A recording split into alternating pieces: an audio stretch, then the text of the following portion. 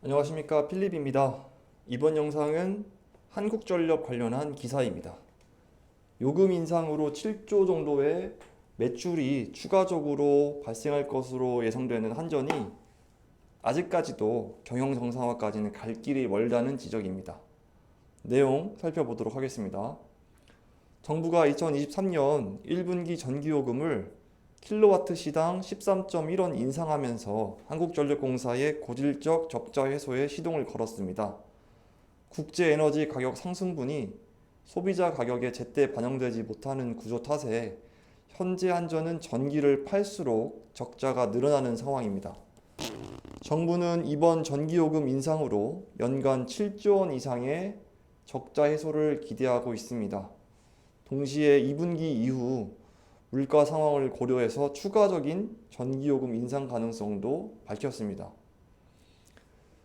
정부가 전기요금 인상 카드를 빼든 것은 한전의 올해 연간 예상 적자만 30조 원에 이르는 고질적인 적자 구조 탓입니다. 여기서 올해라 함은 2022년입니다. 정부는 2020년 12월 연료비 연동제를 도입하면서 에너지 가격 상승분을 소비자 가격에 반영하기로 했지만 코로나19 대응을 이유로 전기요금을 억제해오면서 국제 에너지 가격 상승분이 제때 반영되지 못했습니다. 이 같은 상황에서 올해 초 러시아 우크라이나 전쟁으로 에너지 가격이 급등하면서 전기 소매 가격이 생산 원가를 못 따라가는 구조가 만들어졌다는 게 판단입니다.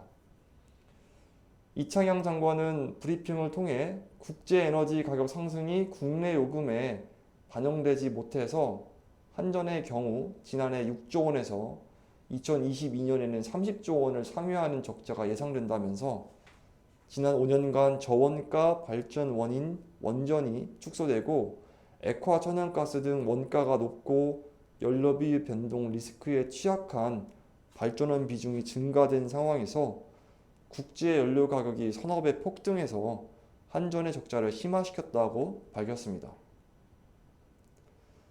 산업부는 최근 국회에 제출한 경영정상화 방안을 통해서 2023년에 연간 51.6원의 전기요금 인상이 필요하다고 밝혔습니다.